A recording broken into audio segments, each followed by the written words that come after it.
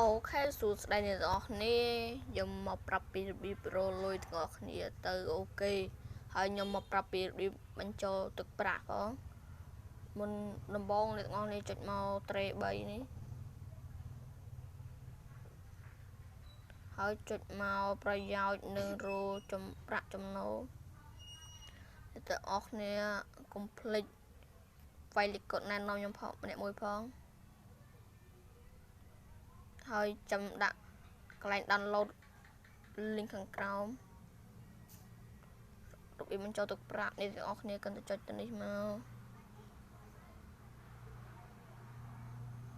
ហើយកាន់តែវាយលេខកូដកាន់តែវាយច្រឡំលេខទូរស័ព្ទហ្នឹងហើយទៅដាក់1ដុល្លារនេះខ្ញុំអត់ទាន់គ្រប់ម៉ាឡាទេខ្វះ5សេនទៀតបើអ្នកទាំងអស់គ្នាពេញចិត្តខ្ញុំកុំភ្លេចជួយដាក់លេខកូដណែនាំខ្ញុំម្នាក់មួយផងអញ្ចឹងវីដេអូខ្ញុំមានតែប៉ុណ្្នឹងដែរបាយបាយជួបគ្នានៅវីដេអូក្រោយ